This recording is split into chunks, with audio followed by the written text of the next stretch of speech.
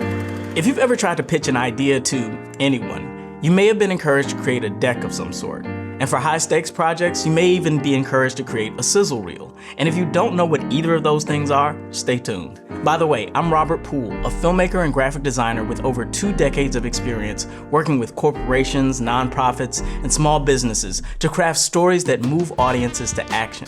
I offer everything from video production to photography to graphic design, but most clients hit me up to create either sizzle reels or decks, sometimes both. The problem is most clients don't know if they should have one or the other or both or neither. So today I want to offer some clarity. Let's start with definitions. A sizzle reel is a 1 to 3 minute video usually meant to open or close a pitch and get buy-in from those who respond emotionally, which is most people.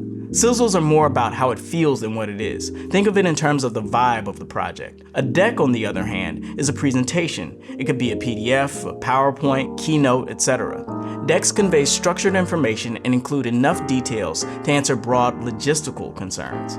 Decks are about how it works and why it matters. So again, sizzle reels focus on emotion, and the goals are to infect the audience with a specific feeling, encourage excitement and urgency, and leave them asking, how can I get involved now?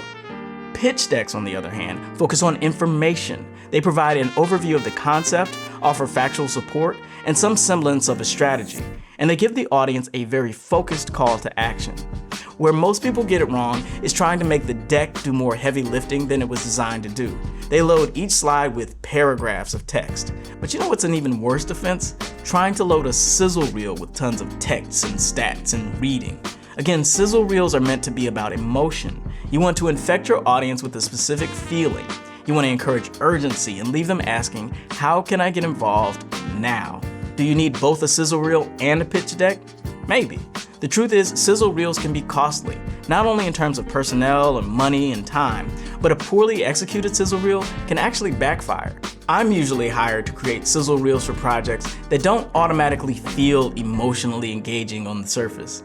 My job becomes to discover the emotional core of a thing and then essentially amplify it. Now, if your project's emotional core is apparent, you may not need a sizzle.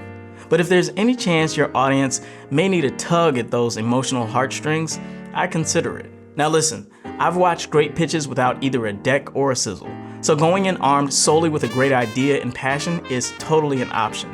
But if you've got the time and the resources, I think it's well worth it to consider having both in your arsenal. If you do, make sure they complement each other rather than having them be redundant. If you're working on a pitch or a production and you want to talk to me about it, I'd love to meet with you. Book time on my calendar using the link below. Make sure you hit subscribe so you don't miss the next episode where I break down some real-world case studies. I look forward to seeing you soon.